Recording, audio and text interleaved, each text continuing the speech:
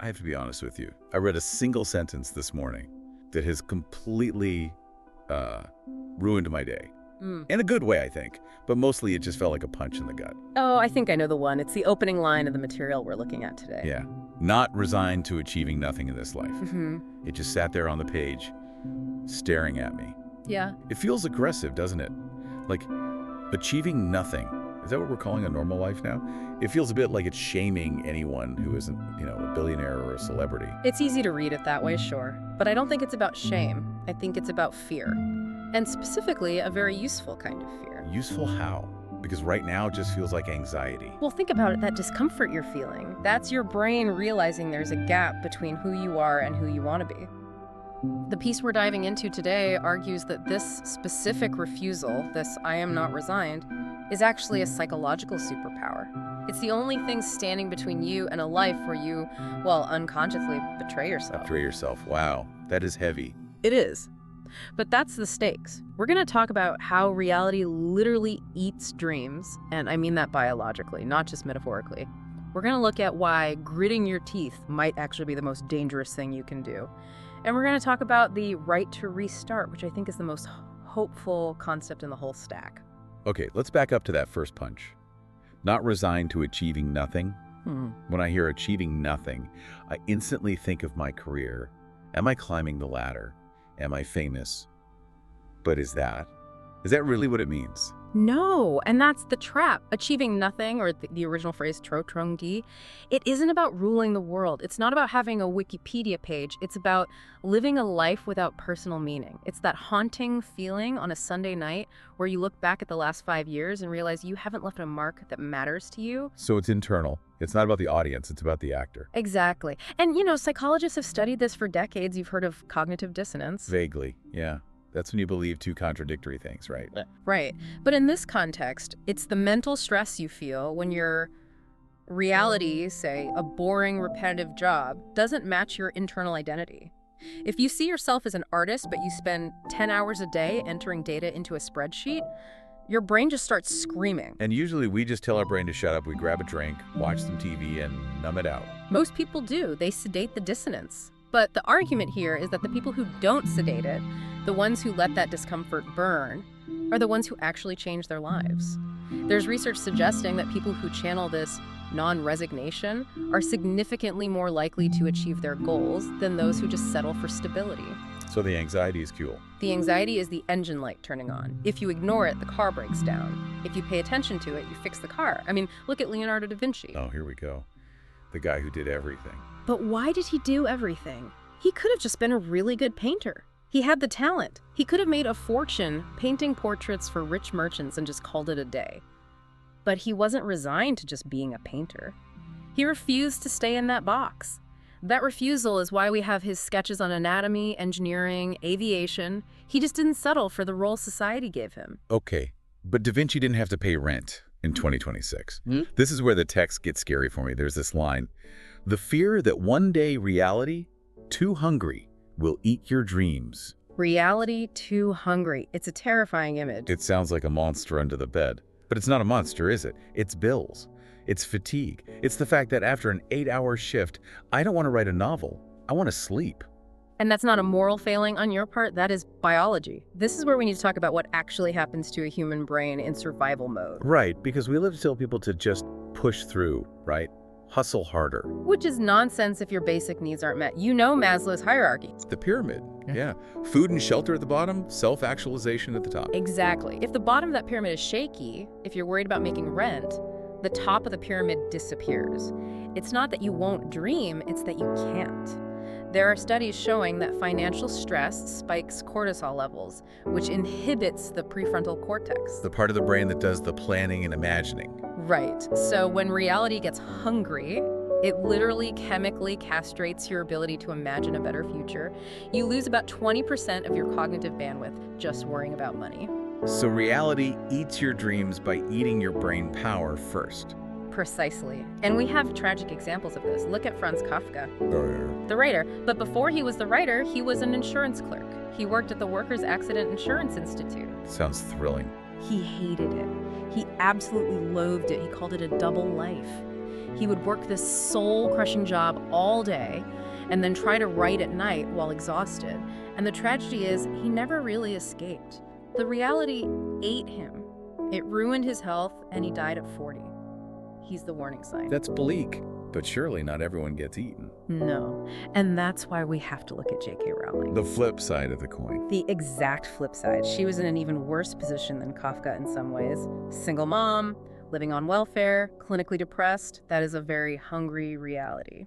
But she said something profound about that time. She said, "Rock bottom became the solid foundation on which I rebuilt my life."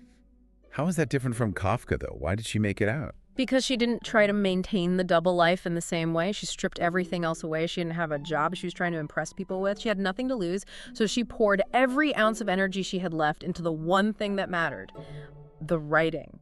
She refused to let reality consume the last part of her identity. So it's about protecting the core. Even if the rest of your life is falling apart, you build a wall around that one thing. You have to. And practically speaking, this is where the advice about a financial buffer comes in. The text mentions having 3 to 6 months of savings. It's not just financial advice, it's creative protection. Yeah. That money is the shield that keeps reality from eating your brain for a few months so you can actually think. Okay, so let's say you have the shield. You're surviving. You're not being eaten by bills. But then comes the sneakier enemy.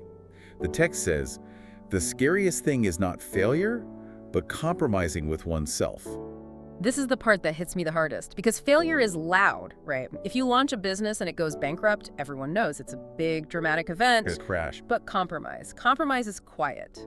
Compromise is a slow leak. What does that look like, though? Compromising with oneself? It looks like self-betrayal. It's when you ignore that internal voice we talked about earlier. You take the promotion for a job you hate because the money is good. You stop painting because real artists don't make money.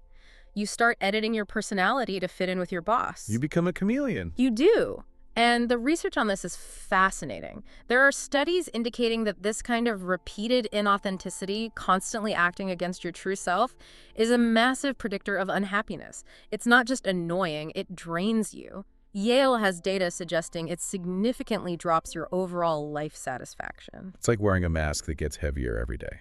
And eventually the mask gets stuck. That's the half-lived life Brené Brown talks about. You're safe, you're employed, you're successful on paper, but you're hollow. You know who wasn't hollow? Steve Jobs. The ultimate example of non-compromise. But wasn't he kind of a jerk about it? He was difficult, absolutely. But look at what happened in 1985. He got fired from his own company, Apple, because he wouldn't compromise his vision. The board wanted him to play nice, be a normal CEO. He refused. He could have just stayed, right. He could have just said, okay, I'll do it your way, and stayed rich and powerful. Exactly. He could have compromised. But if he had, he would have just been another forgotten tech executive. Instead, he accepted the failure getting fired over the compromise. And because he kept his vision intact, he went off, built NextST, built Pixar, and eventually came back to save Apple. The failure was temporary, the compromise would have been permanent. That's the key takeaway. Failure is an external event. Compromise is an internal state. You can recover from failure. It's much harder to recover from selling out your own soul. But wait a minute, I want to push back on this. Because we're taught that we need to be tough, right? We need grit. If I hate my job, isn't it virtuous to just grit my teeth and push through? This is where it gets dangerous. The text has this brilliant line, "We learn to grit our teeth and live and unconsciously eat the dream that once fed us." Unconsciously eat the dream. There is a huge difference between the grit of a climber trying to reach a summit and the grit of a donkey carrying a heavy load until it dies. When you grit your teeth just to survive a situation you hate, with no plan to change it, you enter a state called unconscious adaptation. Your brain realizes, okay, this hurts and we aren't leaving, so I'm going to numb you. You go on autopilot. You stop feeling the pain, but you also stop feeling the ambition. Exactly. You adapt to the misery. You normalize it. You look up 5 years later and you can't even remember what you used to dream about because your brain has pruned those neural pathways to save energy. But look at Elon Musk.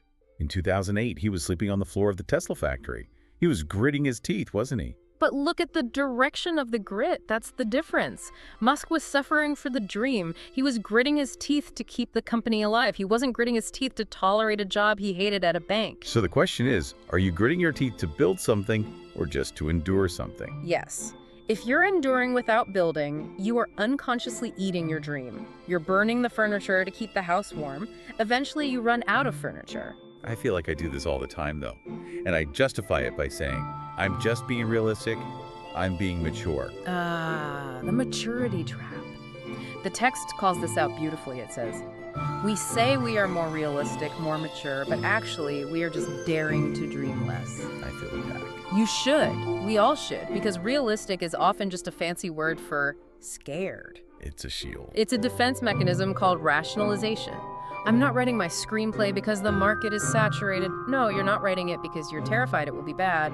But saying the market is saturated makes you sound like a savvy businessman instead of a scared artist. So true maturity isn't about giving up the risky stuff. True maturity is understanding the risk and doing it anyway.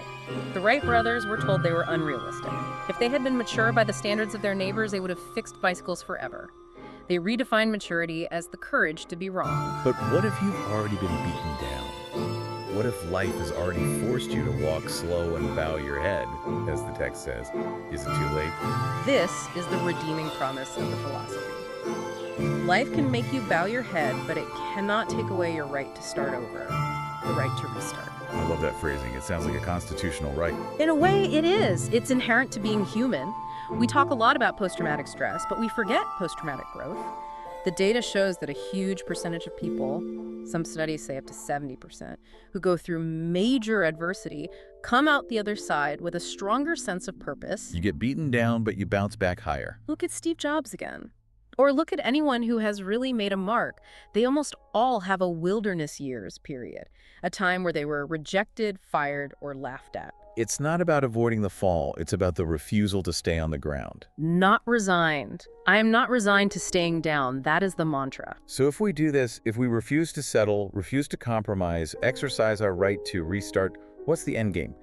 Because we started this conversation agreeing that achieving nothing doesn't mean becoming a celebrity. So what does it mean to achieve something? The text gives us a new definition of success, and I think it's the only one that matters.